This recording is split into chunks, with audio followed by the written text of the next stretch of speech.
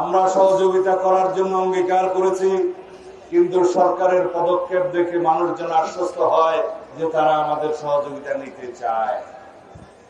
যেন এরকম কোনো প্রশ্নের উদ্বেগ না হয় যে বিভিন্ন কায়দায় যারা ইস্যু সৃষ্টি করছে, সুপরিকল্পিতভাবে নির্বাচনকে বানচাল করার জন্য, সুপরিকল্পিতভাবে নির্বাচনকে বিলম্বিত করার জন্য যারা চেষ্টা করছে, তারা যেন আশ্রয় প্রশ্রয় না পায়। যেন জনগণের মনে কোনো প্রশ্নের উদ্বেগ না হয় যে সরকার একটি নির্দিষ্ট দলকে বোধহয় সুবিধা দেওয়ার জন্য কোনোভাবে চেষ্টা চলছে। আমরা প্রত্যাশা করি নাই ফ্যাসিবাদী পতিত শক্তি গোপালগঞ্জে হোক আর যেখানে হোক গণ অভ্যুত্থানের শক্তির উপরে হামলা করার সাহস পাবে। আমরা আশা করি নাই এই জাতি কখনো এই দৃশ্য অবলোকন করবে যে গণ অভ্যুত্থানের অমেধ সাহসী সন্তানদের উপরে ফ্যাসিবাদী পতিত শক্তি হামলা করার সুযোগ পাবে, সাহস করবে। কিন্তু কেন?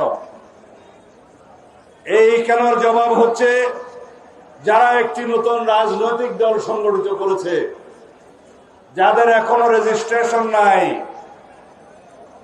তারা অনেক আবেগ তাড়িত হয়ে অপরিকল্পিতভাবে এমন সব রাজনৈতিক কর্মসূচি দিচ্ছে, সেই রাজনৈতিক কর্মসূচির কারণে আজকে সারা বাংলাদেশ অবলোকন করলো জাতির যারা গণ অভ্যুত্থানের অগ্রসেনানী তাদের উপরে পতিত ফ্যাসিবাদী শক্তি হামলে করছে।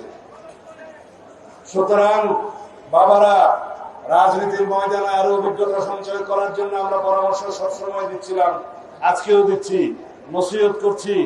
আমরা তোমাদের উজ্জ্বল ভবিষ্যৎ কামনা করি। বাংলাদেশের গণতন্ত্রের জন্য তোমরা ভবিষ্যতে অনেক বেশি অবদান রাখবে, তোমরা জাতীয় নেতৃত্বে পরিণত হবে, সেই আশাবাদ ব্যক্ত করি। কিন্তু যেভাবে তোমরা যাচ্ছ, যেভাবে এনসিপির আমরা এই কর্মসূচির ধরন দেখছি, তাতে করে আমরা একটা মেসেজ পাচ্ছি যে কোনো না কোনো বাহানায় এমন কোন অবস্থা সৃষ্টি করা যাতে করে বলতে পারে যে সরকার কোনো কিছু নিয়ন্ত্রণ করতে পারছে না, এই সরকার নির্বাচন কিভাবে দেবে। আর কিছু কিছু প্রশ্ন তো ইতিমধ্যেই আপনারা তুলেছেন। এই নির্বাচন কমিশন নিরপেক্ষ নয় কেন? শাপলা প্রতীক না দিলে কি নির্বাচন কমিশনের বিরুদ্ধে অঙ্গুলি তোলা যায়? জাতীয় প্রতীকের মার্কা ছাড়া কি বাংলাদেশে আর কোনো মার্কা ছিল না? এই প্রশ্ন তো আমরাও করতে পারি। যারা বলছে ধানের শীষও তো সেই জাতীয় প্রতীকে আছে, কিন্তু ধানের শীষের মার্কাটা যেভাবে আছে সেটা নির্বাচন কমিশনের তফসিলে আছে। সেই তফসিল অনুযায়ী বহু আগে 1978 সালের আগে সেই মার্কা ওখানে বিদ্যমান ছিল। সেই মার্কা নিয়ে আজ পর্যন্ত কেউ প্রশ্ন তুলে নাই।